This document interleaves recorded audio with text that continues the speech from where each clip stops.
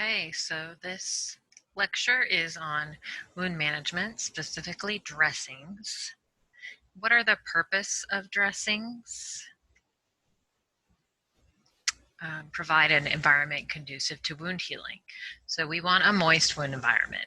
We want to remove any excessive exudate because we don't want it too wet, but we don't want to allow it to dry out. We don't want it too dry. We want some gaseous exchange potentially. We certainly want to keep out other bacteria. And also we want to keep that wound warm at a normal body temperature. So if we keep it covered, that will help keep it at a closer to normal body temperature and help wound healing. So we need to consider absorption, flexibility, adherence, etc., based on the wound, the location, and many other things. So there's a primary and a secondary dressing. The primary dressing is located directly on the wound. That's what is treating the wound. We want to prevent it from being contaminated, the wound and the dressing, protect the wound, and that should be your primary treatment dressing. So it may be antimicrobial, it may add moisture via whatever's in that dressing. The secondary dressing is what we would put on top. So imagine a primary could be antibiotic ointment. Okay, and then the secondary could be the Band-Aid that you put over it. It's whatever's keeping that primary dressing in place. It's a barrier, it provides support, absorption, and padding. So we also want to know is most of the time when we see a patient with a wound, they'll already have a bandage on in some way, shape, or form. So we want to know the site, shape, and basic info first of this wound and where it is. We'll either get it from the patient, the nurse, or the chart.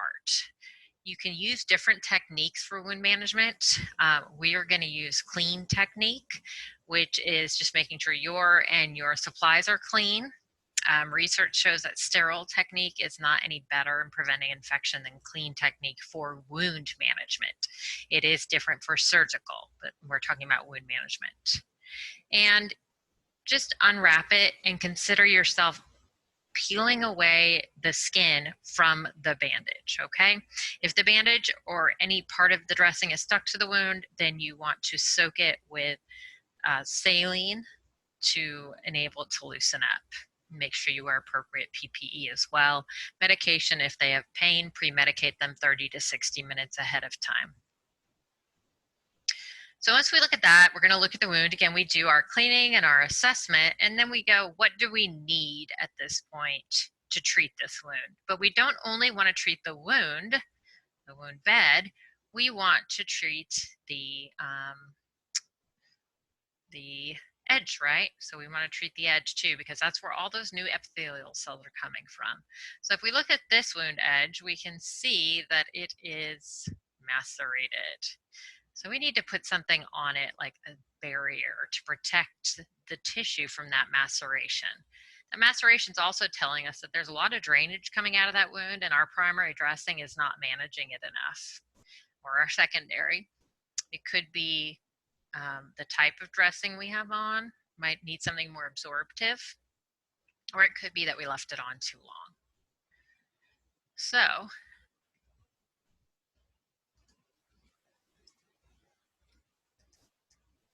if we look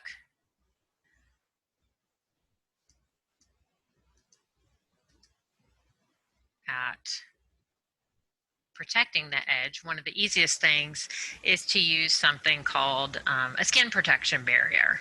And it really looks like it's on an alcohol kind of pad, but it is not alcohol. An alcohol wipe. It's something different. It's alcohol free actually because it's dehydrating.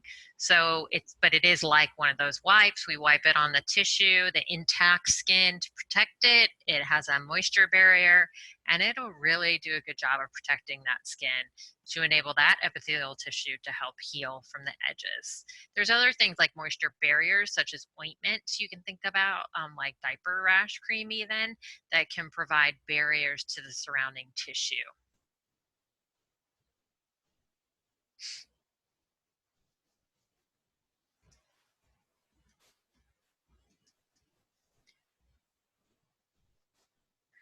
So So you could see different forms. They come in forms that you can, they're on sticks and you wipe, and you can really see this barrier kind of from the shininess around. We want to manage moisture. Again, we want the wound to have moisture. That's our optimal environment, but we don't want too much, okay? And we want a dressing that protects the wound, keeps it moist, keeps the surrounding tissue dry, will contain the exudate, and can be removed without causing trauma to the wound. Our secondary dressing helps. So how do we decide that? There are many different dressing categories. This is just an example of the most common categories, and I'll go over each of them. And there are ways to look at it. So we can choose by drainage or exudate. We also want to consider pain and protection. We want to consider microbes and if we need something to treat that. So there are many different things to consider in choosing a wound dressing. First, if there's a space, we want to fill it. Okay, so we want to eliminate dead space or any space that is open. We want to fill it loosely. We don't want to pack it tight because that will actually impede wound healing. And we want to make sure we can retrieve it. So if we pack something in, we got to make sure if there's a tunnel that there's excess on the regular part of the wound, not all inside the base, so that it can be taken out. We want to, if we're applying secondary dressings, make sure that they're appropriate. And if we're doing any Coban wrap or ACE bandages, we don't want to do spiral turns or have wrinkles because that can cause either cutoff of blood supply or it can cause issues with even pressure, okay? For medication, we can apply it to the wound or the dressing, but we want to use a clean or sterile Q-tip or clean or sterile tongue, like tongue depressor, to put it on each time so that we keep the tube itself clean. We may put it on gauze. Gauze is used most commonly as a secondary dressing, not as often as a primary dressing. But it's absorptive, pretty absorptive. It's permeable to water vapor and water and oxygen. And it comes in different forms. It comes in different sizes. It comes with things impregnated in it, which I'll talk about later. But you do have to be careful about maybe potentially lint being left in the wound. And it does require frequent dressing changes because either it's absorptive and there's a lot of exudate and it seeps out, or it's so absorptive that it can dry out and get stuck to the wound and cause trauma with removal. So one type of dressing is a contact layer. It's a thin, non-adherent sheet placed over the wound bed, and it prevents pain from contact to the primary dressing or avoiding trauma to the wound bed. It's porous, but not severely porous. It does allow some exudate to pass through. So you can see in this bottom picture here that there's little dots that come through. And these are usually silicone impregnated. This is an impregnated gauze here. So contact meaning it goes directly on the wound. This is called Xeroform, this yellow. You don't have to remember the name of it. But again, it's an impregnated gauze with Vaseline and something else called bismuth that helps with epithelialization. So if I have a superficial wound without a lot of drainage, I'll put that on to protect the wound and treat it, but also so that a gauze won't get stuck because it will stay moist. So it could be partial or full thickness. Of course, if it's full thickness, you could see it's a thin sheet, so it won't be deep, right? We can have a full thickness wound superficially, like on our elbow or our knee, that can certainly be all the way down to the bone, but as far as depth, there's not a lot of tissue there to start with. Again, we're protecting fragile tissue or wound base. If we have a viable tendon or ligament showing, we may put one of these on again to keep it moist and really protect it so that hopefully it doesn't die. It's also where they put that yellow xeriform oversplit thickness skin grafts, and it can be left in place up to 7 days. As long as there's some exudate, it can dry out after a bit. So it may be left up to 7 days, but you're really going to determine based on the wound exudate and how often the patient's available for that dressing change, how often you're going to change it. Transparent dressings go directly over the wound as well. So think about if there's an IV or a port, and that's how they secure it, is putting this tape directly over it. It's a polyurethane film with an adhesive coating, and it provides a physical barrier to moisture and microbes. It does help with moist wound environments, and it helps keep some of the exudate in there. It's like a minimal drainage. But in that case, sometimes that can help break down some of that yellow dead tissue if there's a little bit of exudate there. That's called autolysis. So again, indications: dry to minimal drainage, protect at-risk skin from friction or a skin tear, even a stage 1 pressure injury. And you can see the wound as well. You can wear it up to 7 days. Again, it's going to depend. If there's a lot of drainage, you're going to need to change it. You need to change it daily, every other day. It's just, it could be up to 7 days, okay? So you have to go by what the wound looks like, as well as the indications for the dressing. Absorbent acrylic dressing is somewhat similar in that it's also adhesive and transparent, but the acrylic part makes it more absorbent. And it allows wound monitoring. Again, also promotes that autolytic debridement, which is when there's wound exudate, it's not infected, and the cells go there, and we kind of keep that exudate there to help it, those macrophages, take away the dead tissue in the wound. And that's for minimal to moderate drainage, as opposed to dry to minimal drainage in the transparent films.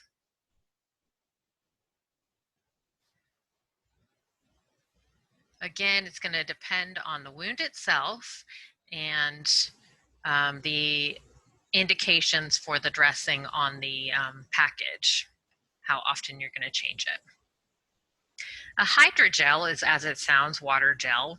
So it's water-based, and it can be in an ointment, it can be embedded in gauze, it can be embedded down here in some sort of silicone dressing. But basically, it's for a wound with minimal to no exudate. It's adding moisture to the wound bed. So it could, you may need to do that to soften necrotic tissue for debridement, or use to promote more moisture in a wound that doesn't have a lot of exudate. On the other end, if we have a wound that has a lot of exudate, we want something that can absorb. And alginates or carboxymethylcellulose dressings, those are very absorptive. Okay, they can absorb up to, I can't remember the amount, but a lot compared to their size. So this is, and calcium alginate is made from seaweed, actually.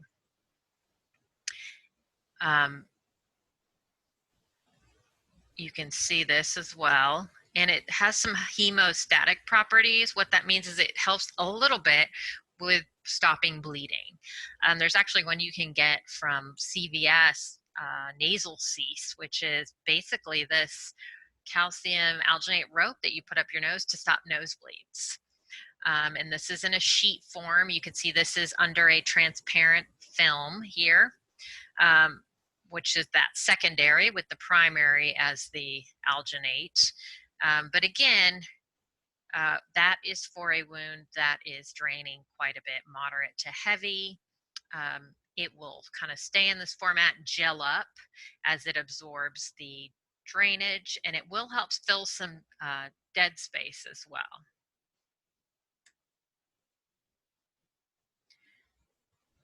20 times their weight is what it says. It can, I just couldn't recall which one it was.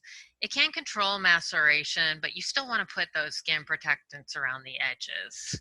If you are going to protect the edge, you do have to consider if you want something adhesive around the edge of the wound, like tape, then you'll need to use that, like the pad, the skin prep barrier pads that still allow things to adhere, versus if you use like a diaper rash cream, then usually tape can't adhere to that. And alginates can be used for infected or non-infected wounds. Again, we don't want to use it on a dry wound or a necrotic wound because it's absorptive.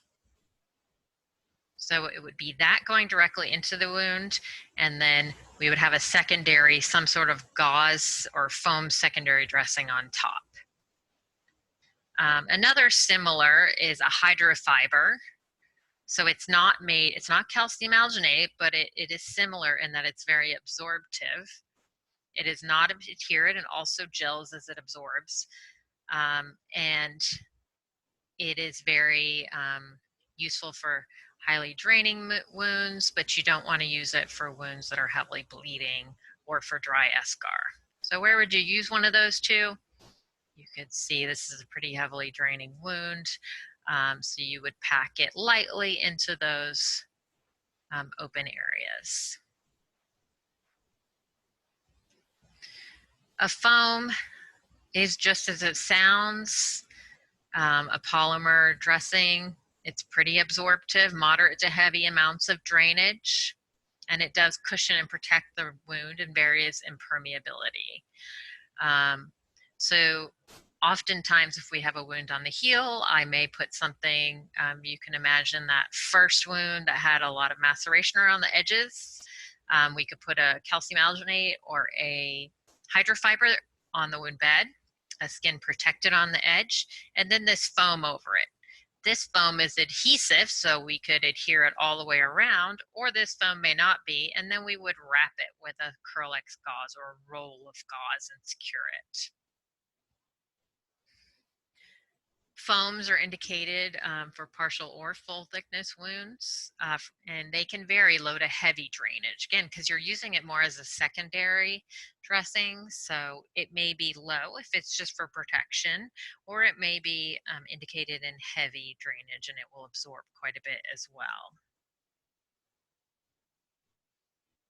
Hydrocolloids used to be used quite a bit. They aren't used as much nowadays, but you may see them. They're absorbent particles in an adhesive matrix. So basically, this is all completely adherent, and it goes right over the wound and the edges and sticks on in and of itself. That's your primary and your secondary dressing. It's for minimal to moderate drainage, but not heavy exudate. You should not use it in an infected wound because it just keeps the drainage there, and you don't want to use it for anything below the knee because that's contraindicated. It's more likely to get a bacterial infection. Collagen dressings are a primary dressing, and they add collagen to the wound in some way, shape, or form, often from cow hide. They could be in a powder, it could be in a sheet where once the wound exudate hits it, it liquidates. It could be in a pad or a rope as well. And it's pretty absorptive, but it also provides collagen to help boost granulation tissue growth in the wound. It often can be mixed with other things like a hydrogel. So you could put powder and mix it yourself, basically, with a hydrogel and put that on the wound if you need to, if you have a wound that's not draining much and you want to add moisture, but also add collagen. Composite dressings are 2 or more types of dressing. They can be used primary or secondary, and they're pretty common. You'll often see like one part of the dressing be non-adherent and then the edges be adherent to help. So you can see like, basically it's like different forms of a Band-Aid, saying there's a part that's going on the wound that's not adherent, and then there's a part going on the edges that is adherent. Sometimes they are composite and the whole dressing could be adherent. So all of this could be adherent. And I know that sounds odd, but it still can treat the wound and then it comes off and doesn't stick to the wound bed, interestingly. These smaller composite dressings you could see, like Band-Aids, dry to minimal drainage in this case. Okay, that's the end of part 1.